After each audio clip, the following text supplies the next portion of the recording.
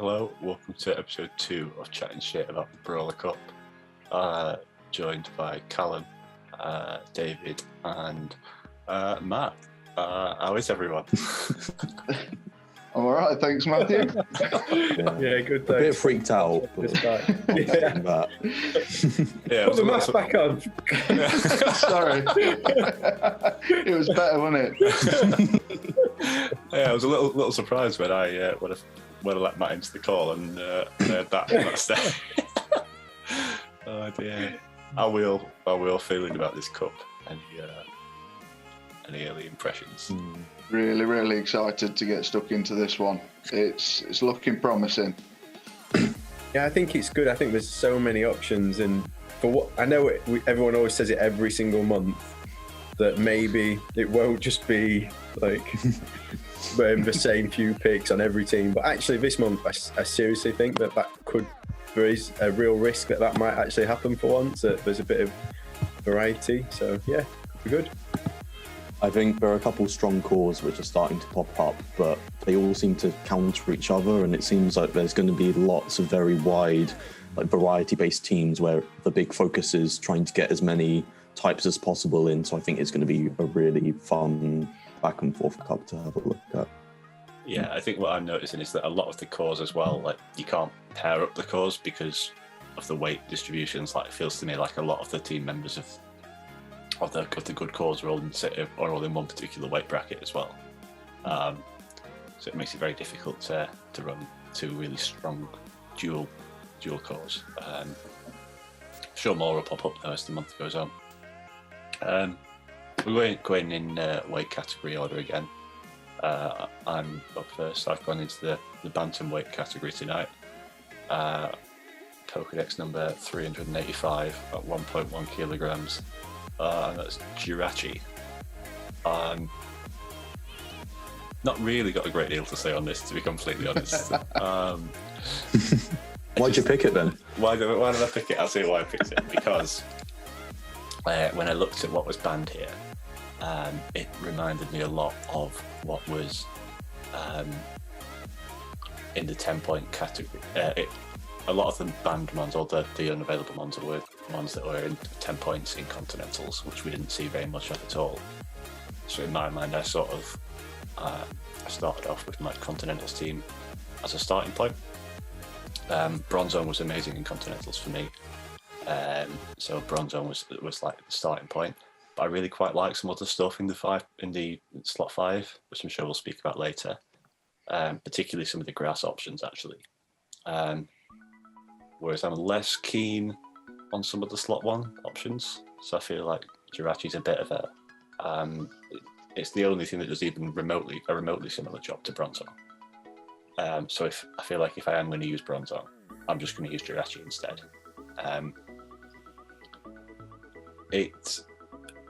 We're seeing a lot of fighters, so it's nice to have a confusion user. Obviously the problem with confusion users is that they are weak to dark and are walled by dark. The big dark types are gone here. The three biggest ones in my mind are Scrafty, Mandibuzz, and Umbreon. They're gone. Yeah. I'm a little concerned at the 3 big ones that remain, being sort of Obstagoon, Sableye, and Swilus. I'm a little concerned they're split across 3 categories. So there's plenty of opportunity for people to get a dark type into the team if they really want one. So that is a bit concerning. But at the same time, the beauty of Silph is that you don't have to use everything in your team every game. So like if you see your opponent's got a dark type, you don't necessarily need to bring your confusion user there. And I also think there's a lot to be said about Doom Desire as well. It's a fantastic move. It's fantastic, Doom Desire. Yeah, and really. It comes faster than what you think as well. It does. So it's one of the only good. Sorry. No, go on. It's one of the only good steel type moves in the game. And I remember when I first got into GBL, before I knew anything about Silph, before I even knew anything about GBL, just when I saw it on the side of the game, like, oh, what's this? I remember using Jirachi because I just found the steel type damage. It's not resisted by that much, and it was before Charmers were introduced to the game, but I really found that fast steel type damage really consistent, because not many teams prep for steel type damage because there's hardly any steel type moves actually in the game. So I think that's really strong, especially in this cup where a lot of the Pokemon in the same slot as Jirachi are fairy types and Charmers specifically. And I think with what you mentioned earlier about all the dark types being quite spread out, there's always going to be someone, Drew probably, going for that Charmer in his team. Yeah. But yeah. Well, I think the nice thing about Jirachi as well is you're going to be resisting Dragon Breath from Zweilous, which is pretty decent. And I'm sure it gets Dazzling Gleam, doesn't it as well? It does. So I was doing a bit of research about this. Yeah. So because Doom Desire is so good, so for context, it's 75 damage for 40 energy. Hydro Cannon is 80 damage for 40 energy, so it's like marginally less good than Hydro Cannon, which we all know is amazing.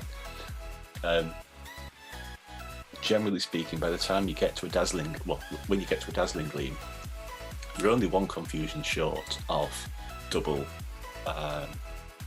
Doom Desire, which will do anything you need a Dazzling Gleam to do anyway. I think Zweilous is the exception. Whilst Dazzling Gleam obviously just knocks the Zweilous out of next week, Doom Desire comes up just a little bit. Double Doom Desire comes just up a little bit short. But as you said, David, we're resisting Dragon Breaths. I'm realistically. Sorry? I say it's only against one mon because, to be fair, double back-to-back Doom Desire against anything else is going to pretty much finish it off, if not leave it on next to no health. Yeah. Well, I think what was really and this was obviously a very niche situation, but let's say you farmed down a counter user, and it's a bit annoying really, because you might need to shield actually, given that you're not actually resisting fighting because you're part steel, so that's worth mentioning.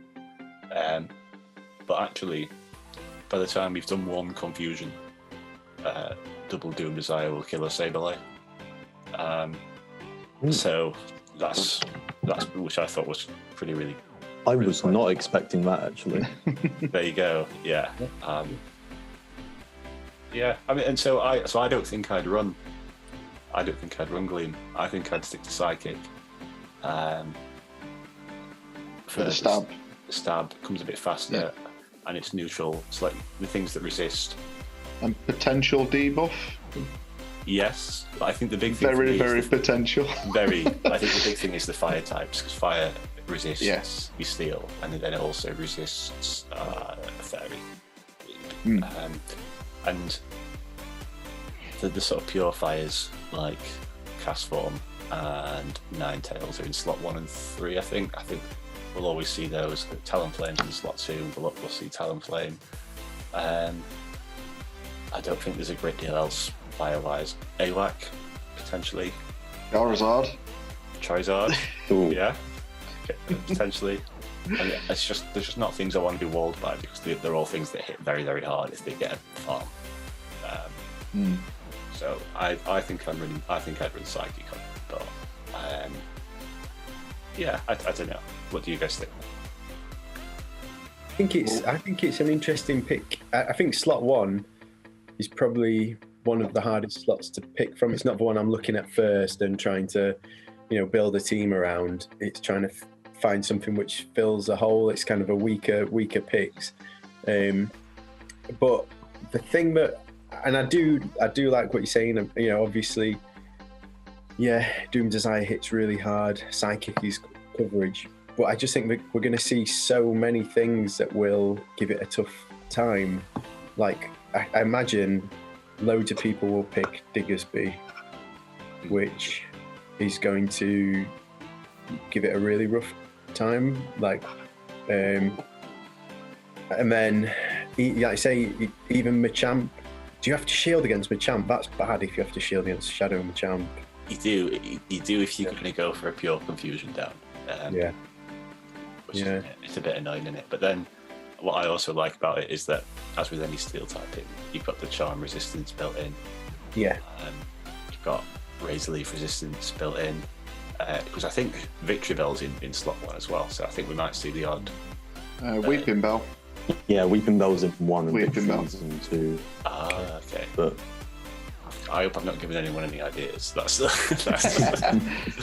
See, I don't think slot 1's really that bad. I know you've just said like there's not that much good stuff, but you've got some decent charmers in there, and you've got stuff like Jump Fluff and all the cast forms. So you have got a bit of options. Jirachi is a really nice pick. Yeah. What, sorry? I was saying there was some good variety that you can. Yeah, maybe not like top picks, but some good variety. Some good fillers in around everywhere. Jirachi is definitely a good one out of the lot, I think, because the confusion damage alone in such a potentially fighter heavy meta, Shadow Machamp and Silph and all the other cool options out there, you're going to want something to stop them in the tracks, which, alright, if you've got to spend a shield to counter down a Machamp, you're going to fire off a load of energy on the next one, and nothing wants to take the Doom Desire. Exactly. I think that's the important thing when you're looking at a cut like this that is so open. You've got to have charge moves. Well, you don't have to, but it's a huge bonus to have charge moves like that, which put on big shield pressure. Because realistically, Sableye, Wireless, and Obstagoon are the hardest, are likely to be the hardest counters to Jirachi, and they just don't want to win. They're all going to take almost 50% from a Doom Desire. So by the time you farm something down, even if you spent a shield to farm something down, you're gonna either kill that thing with the next thing with 2 Doom Desires, or you're gonna get a shield back and still do 50% to it. Which, despite the confusion on the surface being a fairly inflexible move, the charge move, the flexibility and the sort of spammability of the charge move makes up for it.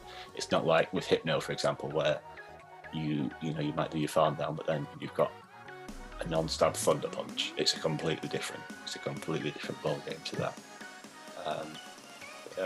I don't know. I just think it's an interesting look on slot 1, because I think you mentioned cast forms. I know Phil spoke about Greedent the other night. I just feel Thanks for that one, Phil. I've now got a new build. I just feel like it's a bit less one-dimensional than a lot of those things. But I don't know. Could be wrong. I will say that Jirachi was.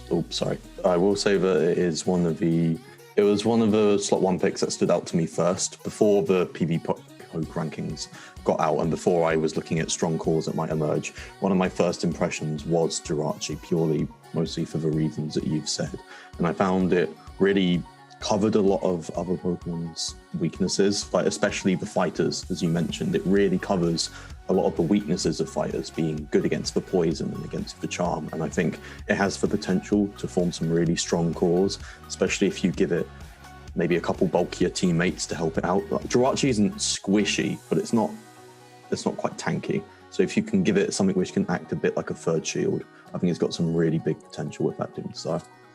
Yeah, it's the same stats as Mew, so people may be more familiar with using and facing Mew than Jirachi. It's the same stats as Mew, so it's, I think, that sort of bulk and that sort of power. But then it's got stab on all its moves, whereas Mew doesn't. So it maybe will hit a bit harder. Although Wild Charge is pretty devastating too, isn't it? So Yeah. And I know you were saying about Sableye, Matt, but Sableye is in quite a competitive kind of category as well, isn't it? I don't know. I don't think, and like I say, the normal types are pretty big. Yeah. I'm not sure you'll see too many Sableye, to be honest. Yeah, and then the problem with the other dark types as well is that they're weak to counter. And I kind of feel like whenever you get an open meta, you always have a counter user because it's so good. So I feel like, for me personally, I want to limit the number of counter weaknesses on my team. Yeah. So I'm quite keen to get a dark type in if I can, but I find that puts a huge strain on my team building elsewhere. because it then leaves me with one other counter weakness, which is tough. So I feel like if you're having a dark type, you've got to sacrifice something elsewhere to not be weak to counter overall, which is interesting. So it might be a good thing to pair with a counter user, actually. Like maybe either or a Jirachi or a counter user. It's going to be really good, or going to be really solid versus most teams in that regard, perhaps. Don't know. Shall we move on? Yep. Cool. I think it's David up next, if I'm right. Yeah, sure. So I've gone for Pokédex number 663. It's, no pun intended, it's a featherweight, and it's weighing in at I did it in kilos for some reason. It's 25 kilos weighs in at, and this isn't its official Pokédex entry, but I'm going to call it the annoying bird Pokemon. Talonflame. Yeah, so Talonflame slot 2, and the reason. So I initially, when I was looking at kind of things, I just thought, okay, what's a couple of things that I wanted to do. I want something which is going to really take care of the normal types in slot 3, so Vigoroth, Diggersby, and Talonflame like does that really, really well. The other slot 2 picks, so like against Whiscash, you can just straight flame charge and you win the one shield. Like, yeah, it's stupid. Yeah. Sableye again, take care of that. Obviously, you've got the charm resistance, so that's nice. Yeah, I just think it's quite a. It's one of, and the other thing about it I like is that it is a bit clunky to use for Incinerate, but actually you can often, because in GBL people aren't playing against 5, and we don't, Incinerate's the only 5-turn move, people aren't that used to playing against it. You can often, people miss time when they're throwing, you get so much more energy than what you should be getting, and that in itself can flip a lot of matches. So yeah, I think that was, and as well, I quite like Zweilous as well, and they pair quite nice together because obviously Talonflame's resisting counter. Zweilous covers, apart from when you had against me the other day, Matt, that's for a bit. They cover each other quite nicely because Zweilous takes care of a lot of the water types. Yeah, so I guess that's what I was thinking, really. Was it? And Talonflame, let's not forget his biggest win factor is psychological.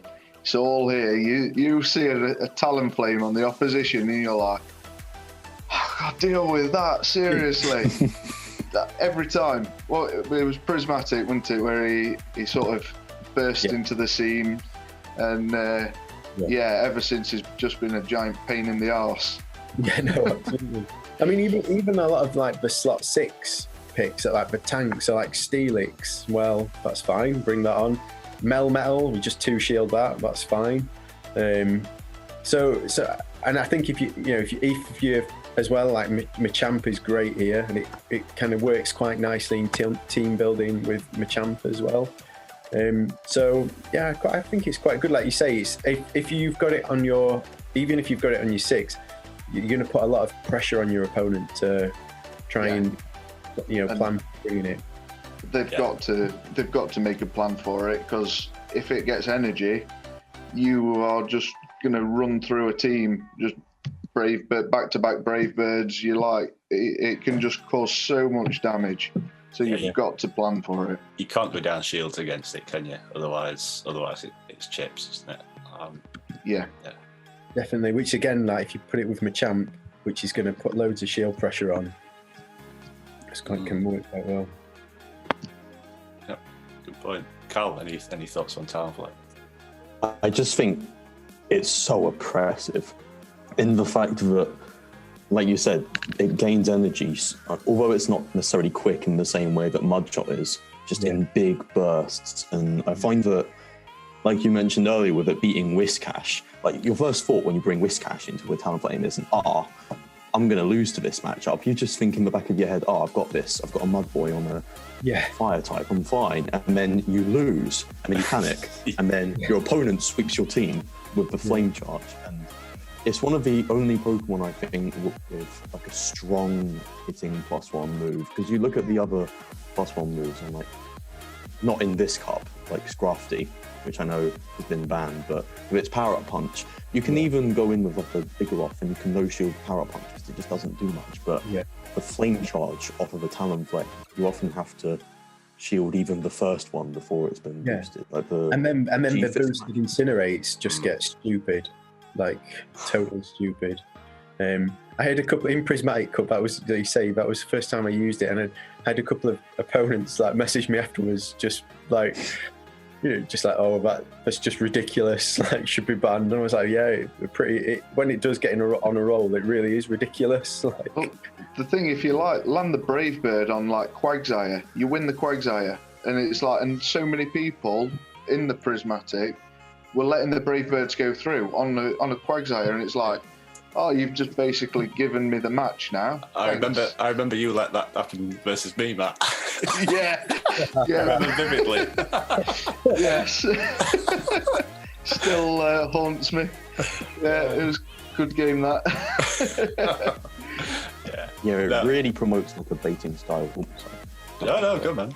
I just find that Brave Bird threat, especially when I use it in like regular GBL, you can almost knock out Jellicents, which they're not the tankiest in greatly, but they're still really strong. And I know that's been banned here. A lot of the strong water types have been, like Azumarill and Jellicent, and even like Altaria, which isn't really a water type, but that dragon resisting. Lots of its counters have been banned here. I think it will make almost even a bigger splash than it did in Prismatic. I might bite my words on that, because this is an even more open meta with a lot more to choose from. But I really think it's probably one of the best picks, especially with it being Vigoroth. And Vigoroth's probably going to be like an omnipresent threat in this cup with so many people. The moment they see a Vigoroth on a list, they think, oh, well, I've got my slot. Yeah. Well, I think probably the most reliable water type is likely to be Rainy Cast Form. But even that really struggles. It doesn't really want to take a Brave Bird at all. Nothing wants to. Nothing does. No, absolutely no. And you're saying like Machamp as well. I think Machamp. Sorry, not Machamp. Vigoroth. I think Vigoroth might be quite popular, and again, you can easily just switch. You can switch into that and straight Flame Charge and win the one. Yeah. That's fine. But, in your slot too, just to put a counter to it, you have got some big things in there that, could be swaying people. You've got Dragonair in there, an absolute fantastic mon all round. Yeah. And you've got the other side of your fire type, so Ninetales offers you a bit of a different sort of play style to your Talonflame. I think the reason why I like Talonflame, I thought about Ninetales, and I really like Ninetales. I think it's great, but I think the fact that you're resisting counter is big, and the fact that you're also resisting ground as well is quite nice with the fire damage of Talonflame. So like against Whiscash, you've got a chance there. I'm sure Ninetales loses to Vigoroth, whereas Talonflame beats it.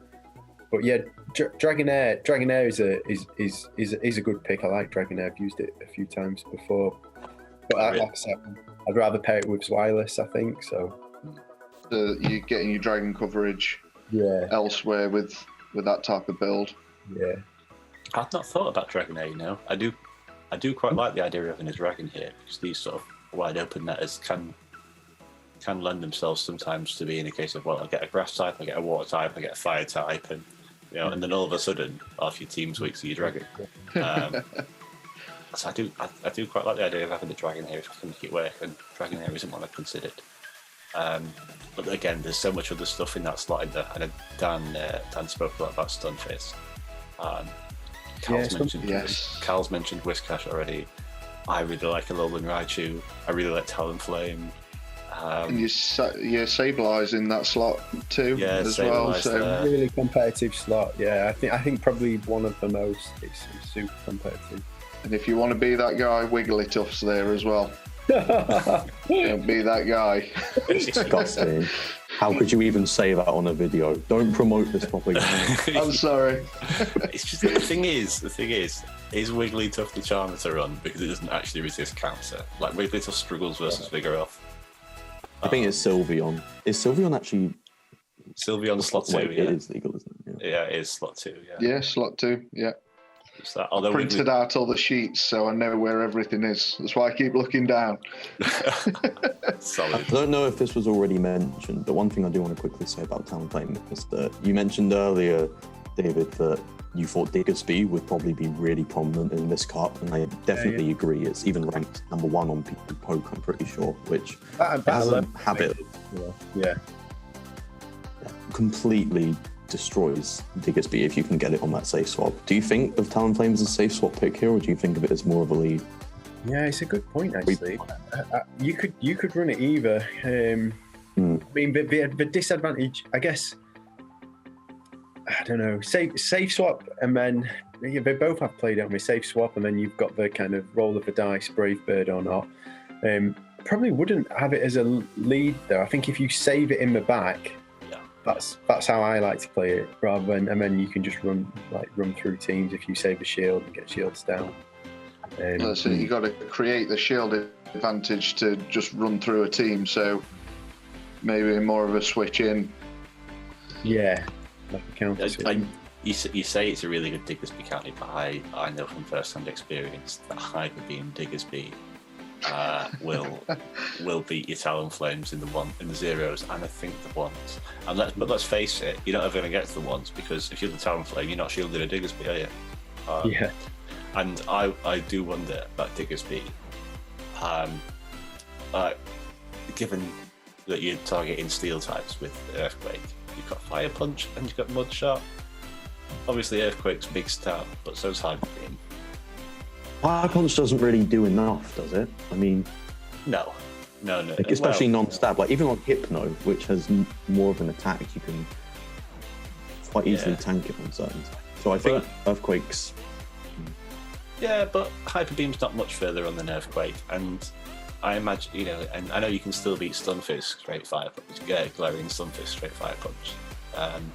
So if you can do that with Stunfisk, I imagine you can do that with things like Bronzor and Jirachi as well. I don't know what other big steel types there are likely to be, but Probopass, yeah, you're not going to have any problems with Probopass. You got Melmetal. He's not going to be. You might have a few more problems there because of Superpower, I suppose. Yeah. Magnezone in slot 5. I think Melmetal's so squishy. Yeah, it could be a problem with Melmel. But yeah, I suppose the thing is, if you can almost certainly tank a Superpower, and if you go for your 500 after you've tanked a Superpower and the defense is dropped, it's probably okay. But yeah, I mean, I'm not saying Hyper Beam's the way. I've not really looked at Diggersby yet, but it's not something I'd be ruling out personally on Diggersby. But again, if I faced one with a Talonflame, there's no way I'd be shielding. Yeah, no way. No. There's no way on earth I would shield. And if I'd got Hyper Beams, then I got Hyper Beams. It's all for the meme after. Go on, Carl. Sorry, what was that? Oh no, that was just me fully interrupting there. Really sorry. No, don't worry. I was just saying, at that point, I would just message my opponent and say, "You're just a better player, GG." Because if I get Hyper Beam from the D, it's like on Obstagoon.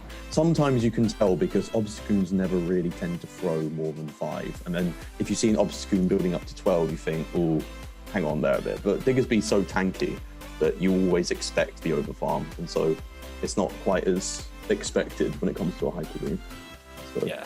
And with Mudshot, you gain the energy so quick, it's quite easy to lose track of how much energy your opponent's got. So it could happen. Okay, Matt, tell us about your pick then. So my pick is the middleweight champion, and it is Pokedex number 330, and it is Shadow Flygon, weighing in at an average 82 kilos. Mine's a big boy though, at 93.8 specifically. So, Shadow Flygon. The story of Shadow Flygon, well, it came to Continentals. First time I've ever been in this situation in my life. And I reach out to a Yorkshire guru who goes, have you thought about this Pokemon here? I was like, nah, he's crap. Like, why would he use that? He's like, no, have you really looked at him? And I had a look at him, and countless notes later, my Continentals team was set, and Shadow Flygon was an absolute monster. And there wasn't a single match I didn't use him. Every single time. And so I'm going to just reel off some stats for you now about him in this cup. So in Zero Shields, he's got a win rate 58%. In ones, goes up to 71%. And in twos, goes up to 76%. Which is, that's where you're playing all evens. But where Shadow Flygon really excels is when you get shield advantage. So if you put him to a 2-to-1 shield, he goes up to 84%. And if you put him into a 1-to-0 shield, 92%. So obviously we've got a lot of hitters that you can pair him with, which might discuss a little bit on, just to break people's shields. But he can cause some absolute terror to people's teams. I don't think there was a single player that I played in Continentals who didn't have to go, what the hell is that Pokemon about? It is seriously scary. The Shadow just has elevated him so much higher than ever before. He is a true monster. Just to be clear, Matt, you're running Dragon Tail here, yeah? Yeah. There's Cool, yeah. Mudshot is shot. Don't even look at Mudshot. There is two massive differences in playstyle though, between his two sort of charge moves that you can. Well, you're running Dragon Claw, so Dragon Tail, Dragon Claw, standard. That's your baiting move. However, you can do either Earth Power, which is his Community Day move, or Stone Edge, which puts a different spin on what he can take on and what he can't take on. So,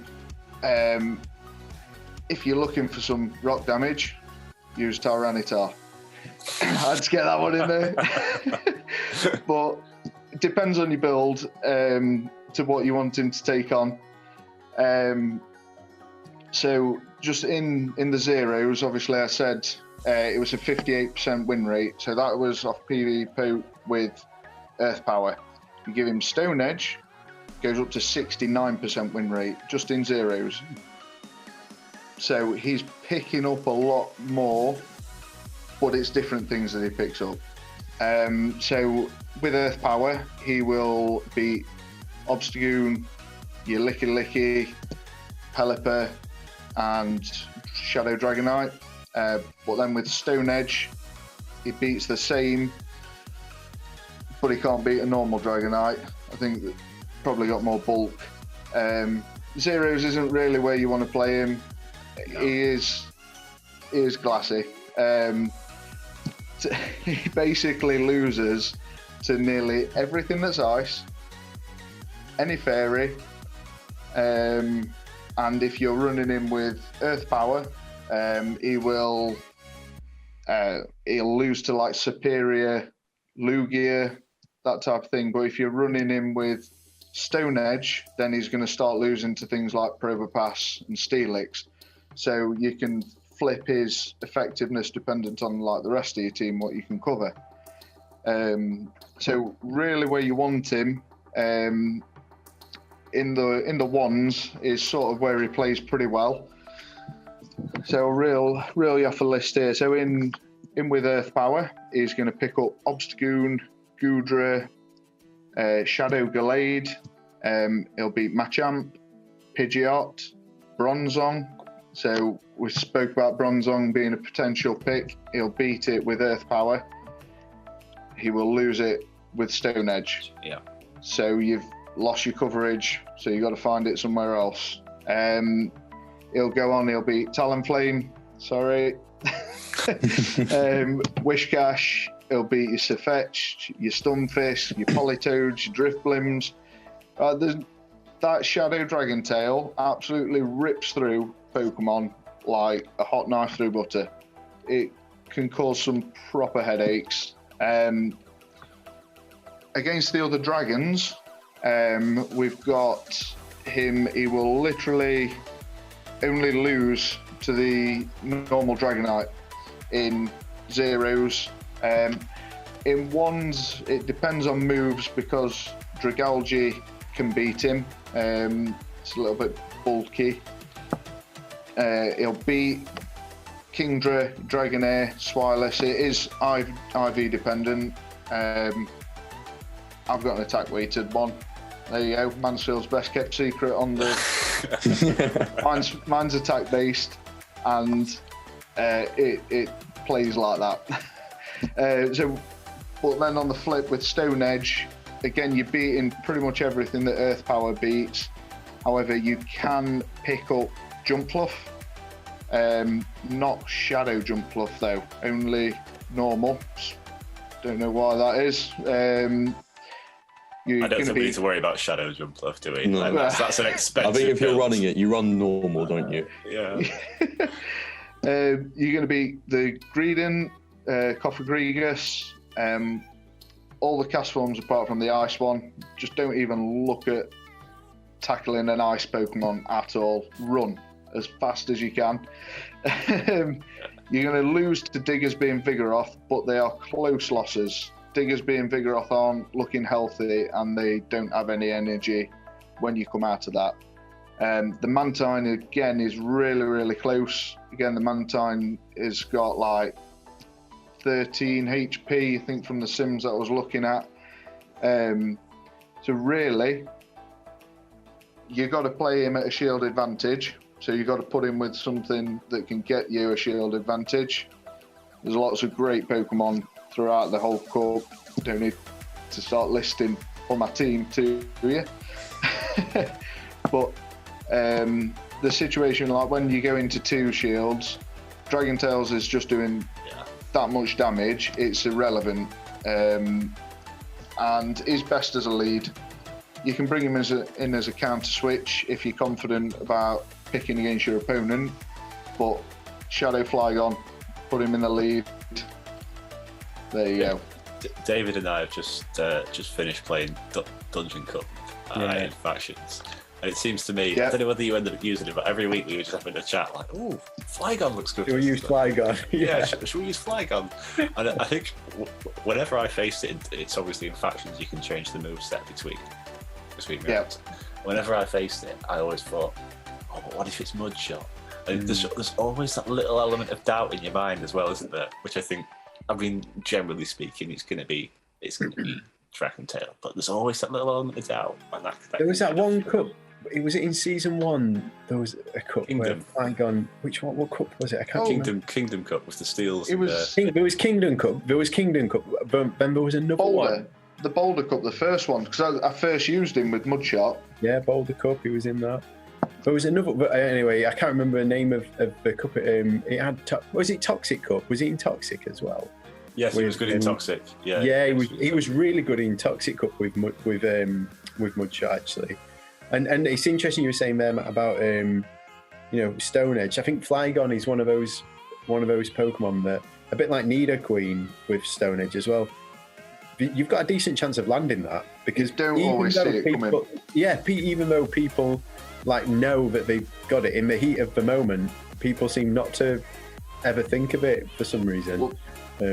Well, during my practice, after I, got subtly hinted, give this one a whirl, I GBL'd it absolutely all my matches, like every night, constantly maxing them all out, and I literally played my Continentals team with Flygon taking the lead, and you land the Stone Edge more often than not because people are going to think, oh, it's just a Dragon Claw, it's just a Dragon Claw.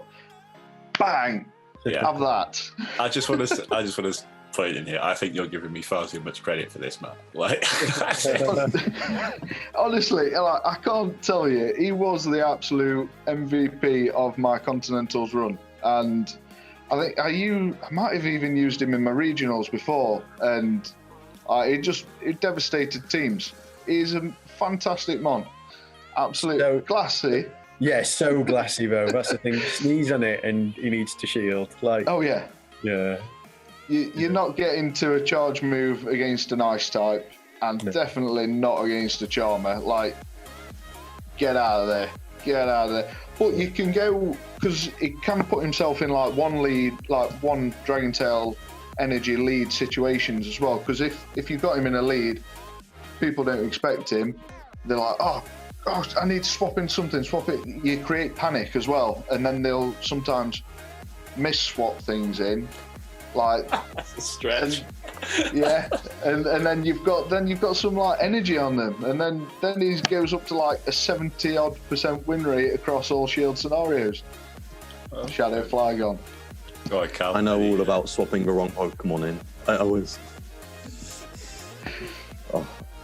He's still really. I don't even know if I want to talk about what I did to Matthew. And No. Yeah, fair enough. One thing I will say though about Flygon, ignoring what I did a couple of weeks ago, but did you know Flygon? You said earlier that it can't compete with any ice types, and obviously you're right because it's 4 times weak and it's squishy. But did you know that if you get rid of that shiny, wonderful Dragon Tail and replace it with the terrible Mudshot, you can beat Frostlass in the ones with Stone Edge, because no one on the Frostlass side, what they do is they shield the first move because they think, Frostlass is squishy, I'll shield the first move and then I'll farm down. And then you get hit with a Stone Edge as the second move. I don't know. I think that's such an interesting thing that what you'd expect to be such a dominating matchup, you can flip in the ones of the bait. And that tends to be how it is in Pokemon Go with a lot of Pokemon with that versatile movesets. Yeah. They've got that little big nuke move that no one expects, like what you said about earlier with Diggersby and Hyper Beam against Talonflame. And I think that's what makes this game so fun in a way, the fact that every so often you get these big surprises that you don't expect out of this game. And that's what I always find to be my favourite moments. And it's very satisfying landing the Stone Edge on like a Mandibuzz or somebody that thinks they've got you, and it's like, Stone Edge, hi. So I played versus a Power Gem Sableye in Luna Cup the other week. Was it J? I can't remember who it was. Well, I can, but I don't want to give away any sets. But like, it does a lot of damage to Mandibuzz. It's like, wow, that's a great call. But and Stone Edge is even more powerful. But, do you think we'll see many ice types, Matt? I hope not, and I hope nobody listens to the video about Lapras the other day. What I will say is Shadow Tyranitar will beat Lapras one shield, but that's my other pick. Right, obviously. I hope we don't see any ice types. I know we're going to see Charmers. Yes, it's something that I'm absolutely bricking it about. However, there's going to be counters in place for that. Yeah, the thing is, I hate Tyranitar about 3 times now. I was going to say, this is a Tyranitar together.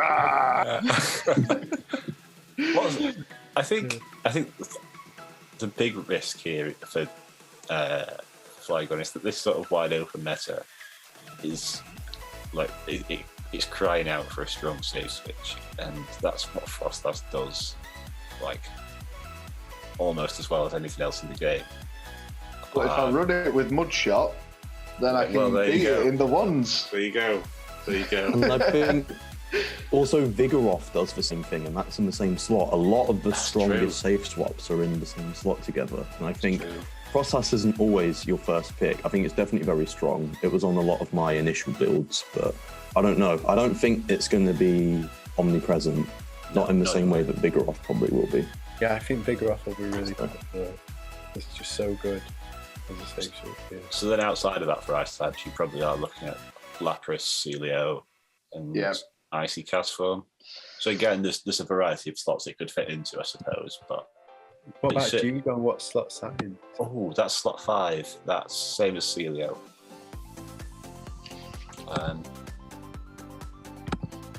Yeah. Rogue Reggie Ice running around. You never know. You could get one of those. Yeah. Oh no, sorry, Celio's slot 4. So and Dugong's slot 5. So there's literally a viable ice type in every category. No, there aren't. People watching this don't run ice. Oh no, so the one there isn't one. There's too many fighters. Well, Yeah, there is that. Yeah, This is it, and especially if they've all got some sort of coverage move. Yeah. Yeah. Cool. Anyone got anything further to say on that?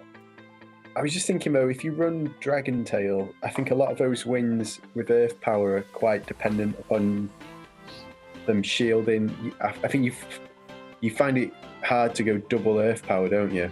It's a bait game. Yeah. Well, that's the beauty of just hitting them with the nuke straight away, because they're expecting the Dragon Tail. So just go for the nuke, and then if it works, it works. If not, run. Well, you've got a shield. Yeah, you've got to shield with him. There's no two ways about it. He needs to have shield advantage, and he needs the shield on side. So everything all right there, Callum? I just pulled what you were talking about earlier when we were off stream. That's particularly weird. I was trying to unplug my laptop charger and I just accidentally unplugged the lights to my room. That is weird. We were literally talking about the break about JKG JKG doing that in season 2. Yeah. Cool. Do you want to move on to your pick, Callum? If everything's Yeah, sorry. That was a nightmare. Keep that in. That's fine. I don't mind. I don't do any editing. No. So we've mentioned. I think I've brought it up about 6 times now, but I've just been hammering on this fact that I think Big Rob's going to be everywhere, and everyone's been saying it. I think it's like almost too easy to think that Big Rob is going to be everywhere. It's like a Muhammad Ali. It's just so versatile and quick. It gets to body slams really quickly. But I think there's something you really need in this cup, which is it's a Brawler cup. You need a proper, strong, hard-hitting fighting type. So for me, I'm going with Pokedex number 68, weighing in at a hefty 130 kilograms in the cruiserweight slot, Shadow Machamp. And that is your Floyd Mayweather, 50-0, bang, bang, four times the amount of hurt it can put on you compared to anything else. Moves mountains with its punches in the Pokedex. I just think, looking at the matchups, the first thing I thought of when I saw that the cup got released, the first thing I looked at was Shadow Machamp, purely because I thought, okay, ice types might have a bit of prominence, Vigoroth will be everywhere, Diggersby looked quite good, so before anything got released, the first thing I thought was that I needed a really strong fighter. And Shadow Machamp did that for me because you notice that Azumarill, Hypno, Medicham, Deoxys, Altaria, Jellicent, Nidoqueen, A9, all these really strong counters to Shadow Machamp have just been evaporated off that list, and only really Bastiodon and G-Fisk and maybe something else, maybe like Licky has been taken off. So it's given Shadow Machamp just a huge area to play. And the main thing is a lot of the good psychic types are gone. And the thing with flyers and bugs is that Rock Slide can really flip a lot of matchups. Beedrill, which triple resists counter, gets one-hit KO'd or almost one-hit KO'd by a Rock Slide. Tropius, which is a very strong, consistent, reliable flyer. You can win the ones, it's IV dependent. Talonflame, mentioned earlier, going to be a very strong, viable pick. And it even does okay against Machamp, but you don't want to switch it in because that Rock Slide is just so oppressive. Yeah, you can be forced to probably one shot out 3 times over.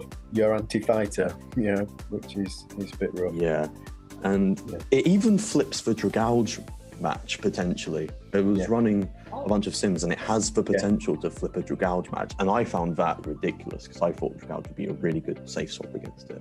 But it only really gets hard-walled by Charmers and, say, Haunter or Gengar. It's got win cons against Sableye, which I found pretty ridiculous. But yeah, you can I think form it a good Sableye the core. 2 straight cross chop, doesn't it? I think which is just stupid. But it's just so oppressive, and I really think that I know it's not really like a fun pick for this video, but I really think it's just so strong with that rock slide. It has the potential to flip so many matches. Golbat in zeros, and even Pidgeot, I found that it can flip with a 3-turn advantage. It wins in the ones, and it has Lugia win cons if it gets enough farm, but that's quite IV dependent, so I'm not too sure about that one. But yeah, it's just got so many flippable matchups which you wouldn't expect from it to win. And the main drawback I find with having it is that the cruiserweight slot is just so strong. There's a lot of viable picks in there, so it limits your team building quite a bit. But I don't know. I just think it's going to be a strong rising pick, which may rise up to be really dominant in the team building process. But what do you guys think? I think it's amazing. I wanted to talk about Shadow Machamp initially. Oh, sorry. No, it's fine. I like Flygon. I like Talon as well. But yeah, I think it's great. I think it's so, like you were saying, Callum. It's just even as a safe swap. Like, it's so squishy. It's not like your typical safe swap. But if you swap that in, get 2 counters. No, what's going to want to, unless it's a charmer, what wants to swap into that? It's terrifying. like you say, you swap in and get 1 shot by a rock slide. Oh, great. Yeah, I think it's so strong. Yeah, I think it's a really, really good pick here. And like you say, loads of its counters are taken away. And I don't think so far, I don't think it inhibits your team building much. I think it's quite a good mon to build around, to be honest, because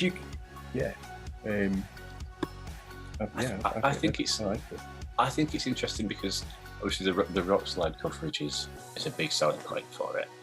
But like when I was just looking at it, it's interesting that Callum said it was like it jumped out for him like immediately, because when I was looking at counter uses from that slot, I was thinking Surf Edge would be the one to go for, because of the Night Slash for Ghosts, and like in Open Cups, Mud Boys are always big. And like, I know Swampert, which is like the Premier Mud Boys, is gone. But people are still. You also picked Lucario last episode, so I don't necessarily judge your opinion on fighters. Hey, Lucario's good. Sirfetch'd does beat Machamp as well. So Sirfetch'd has got a sneaky little Brave Bird, I believe. So that is big, I will say. Yeah. Don't sit on Sirfetch'd. No, Sirfetch'd a good pick, definitely. Yeah, I just think there's what was it with Venture Cup last season when Machamp was 4 points and Primeape was 1. Yeah. And I think whenever I found myself, I agree, really good pick. Can't argue against Machamp being a good pick. But whenever I found myself building a team with Machamp in, I always think, oh, I could have something else from slot 5, and then I'll just put Primeape in, or just put Toxicroak in, or I just like if you can find Hitmontop has the potential to replace it, because it's also got that Stone Edge, which is a bit harder hitting. But I also just find it's a bit underwhelming. Let's say, it's definitely viable, and you've not got cross chop though. Like, what's really nice about Machamp and Shadow Machamp in particular is that cross chop, which is normally a fairly like underwhelming move, even with stab. On Shadow Machamp, that's not the case. It's like Dragon Claw on Shadow Flygon. It's going to mess things up. And it's stab, whereas it's like Hitmontop. And Toxicroak, to be fair, doesn't have that. So and that's not a Surf Edge, actually, to be fair. So, I think one nice thing about Machamp as well, though, is like you're saying, because it is stab and because it's like Shadow Machamp is so hard hitting. The matches it wins like really hard. So it's not like you're just scraping through. You like you crush, like you get it against Probopass and you just demolish it. So it's like, that's amazing. Where you're not coming out and then going to be farmed down easily. There's a good chance you might get off a rock slide afterwards on whatever comes in. So I think that's another good thing about it. Does the normal give you any more bulk to potentially, rather than running the shadow? Have you looked at any normal sims just for the players that might not have a shadow? I definitely did in the beginning. Really sorry, I can't remember actually. I think it's almost as good because the champion Great League, even without the shadow boost, is still hard hitting. It's still the cross chops give it an advantage. I'm sure. I remember looking on the Sims and there was something that Machamp beat out that Shadow Machamp quite couldn't make because of the lack of bulk. I think it's against things with that big fast move damage that you're going to like the regular Machamp over, because if you accidentally let a move sneak in on Shadow Machamp, gone. Like I said, it can flip the Pidgeot matchup. If you let a Gust through, there's no way you're flipping that matchup. If There's you not let another matchup gouges. No, but whereas with Machamp, it's like regular Machamp, it's slightly more forgiving. Like I imagine you can maybe let one more Dragon tail through on Gouge and it won't hurt as much as it would with the Shadow Machamp. So I think there are definitely some small advantages with a regular if you don't have a good Shadow, and I definitely recommend looking into it if you like the sound of Machamp, because I'm sure there are some, but I find that if you've got that Shadow boost, if you've got that readily available to you and it's a decent PvP IV, then that's definitely worth considering. And even if the PvP IV is quite bad, if you've got an attack-weighted Shadow Machamp, that's where I it's can only imagine how horrible it is. Yeah. I think what's interesting, like when the bulk comes in, things like I can see Licky Licky getting quite big at some point. As if the meta goes a certain way, I can see people using Licky Licky or Munchlax. Like if Sableye takes off, I keep coming back to it, but only because I'm obsessed with using a Confusion user at some point. I don't think Sableye will take off personally, but if it does and Licky Licky comes in, I think that's where and the Munchlax and Snorlax, that's where Machamp comes in, because those Lickers with body slams that are really bulky can sometimes get to a couple of body slams versus most fighters. Can't do that with Machamp because of the pure power of the punches and the cross chops.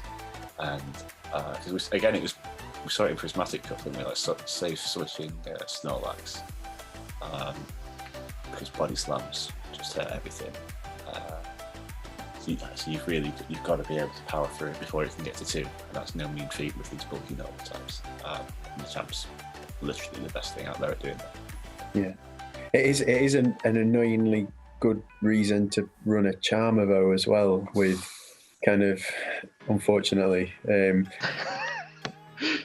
yeah, so it's I don't know, I do think Charm will, I think people will run Charm, so I think if you have Machamp, you need to be prepared for that, because I don't know, if you have Machamp and you see a Charmer on your opponent's team, it's one of those matches where if that gets lined up, then you lose. Okay. That's it. So it's so risky as well. I think it's interesting because obviously, as Karen was mentioning, like a lot of the big counters are gone. Like when you think of maybe poisons, bugs, which generally speaking don't like taking the rock slides, nor the flying types, but neither poison nor bug is super effective against a champ. So it's not like it's going to be putting like unbelievable fast move pressure on the Machamp. Flying's different, obviously. Like things like wing attack or air slash will be hurting it. But when you look at Talonflame, for example, it's not really doing flying damage; it's pressuring you. So it's a little bit forgiving in terms of its weaknesses. Actually, outside of Charm, obviously. Yeah. So I'm not 100% convinced that it's a good slot and a good cup for Machamp, because other than Charmers, there's not a vast array of psychics either to put him under pressure. So he's got a good time to shine, I think. Here, he can make a bit of a dent in the meta, move some mountains. absolutely. It's also interesting that you mentioned the poisons earlier, because a lot of the good poisons that we see rising up are things like Alolan Muck and Drapion as well, which take neutral from the cross trap, and they take a bit longer to get to their charge moves than the champ does, so you just overwhelm things like Alolan Muck, which I think will have a place because I found it on one of my teams that I built. I think stuff like Alolan Muck and Drapion is safe swaps, even with the present Vig. They're good against Frostlass. They're good against a lot of the ghosts that we'll probably see come up as like a counter to Shadow Machamp and other counter users like Vigoroth. I think Ghost will be quite prominent in this cup, so I think we will see a couple like Dark Poison types show up here and there, which Machamp can just absolutely pummel to death. So I've just been having a look at slot 5 to see what else is there. Spiritomb, slot 5. I mean, I don't use Spiritomb, it's awful, but Use Lucario instead, I heard. Exactly, man. Yeah. Exactly. That's ghosts I want to name aren't meant to weigh much, are they? But there you go. Silver rock, is it? It's just the actual rock. Well, yeah, I suppose. You've got Bronzong in slot 5, so dependent on which way, because that goes into a bit more of, like we were saying, fitting a Toxicroak or a Primate in just to do that role, because they do it perfectly fine. Obviously not to the level of Shadow Machamp, but again, if you've got a Bronzong sat there, the Shadow Machamp's going to be thinking, uh-oh. There's a few confusion users in there actually as well. I mean, none of them look particularly appealing, but like they're all weird enough that they might fill a hole at some point. Like, got Exeggutor. I really like Tangrowth. Yeah, so do I. That's one thing I'm sad about. If I pick Machamp, I can't get Tangrowth because it's got Rock Slide again for the flyers that beat it, kind of like how Machamp does. And then the grass damage, a lot of the tanks I think we'll see, like Lapras, Steelix potentially. Take neutral or super effective from grass. And I'm a bit sad that I can't use Tangrowth if I use Machamp. There's a lot of good picks in slot 5, isn't there? There's a lot. That's the downside, I think, to my pick of Machamp. But I still think Whalmer's going to be. I still want to find a way to play Whalmer. You've just got Jamie whispering in your ear. No. Who's Whalmer? No. It's a really good one. I used to interact. It's a really good one. I remember that. Yeah, it's such a good one. But yeah, it's just that is such a problem. Like slots 2 and 5, really, really strong. Like a lot of depth in there, isn't there? Yeah. There's definitely some categories that are going to be a head scratcher and a real basis for how you're going to build the rest of your team. I think they're two pivotal ones because it's like if you're not running Machamp, what fighter are you running, and what are you using to counter Machamp? So are you going to use a Bronzong to stop him, or are you going to go down the Charmer route? And it does limit you if you're going to run Machamp as your fighter. Are you going to run a dragon as well? And then your super, charm becomes really hard. Whereas I guess if you run Toxicroak, that kind of alleviates it a little bit. Yeah. You could run Shadow Vic. Oh, sorry. No. I think we've done it. I think we're doing it. Oh dear. But I think there's a lot to be said for, like, Machamp is the prime fighter in it, but then the other fighters have other coverage in terms of secondary typings, like Blaziken, Heracross. There's some good ones out there. Right, should we leave it there? That was that's good stuff. Excellent. Well, thanks very much, guys. It's quality. Thanks, guys. Thanks for having me on, Matt. No. Yeah. This is really fun. Yeah, it's been good to have you all. Four really competitive picks there. Genuinely gutted the Lucario shout didn't go down very well, but glad Jirachi held up a bit better. But, you like your squishy steel types, don't you? I do. And I like them that put damage out there. There's nothing more upsetting than seeing like Registeel failed to lock on something down. I fully agree with Jirachi though. I think it's actually on my current team.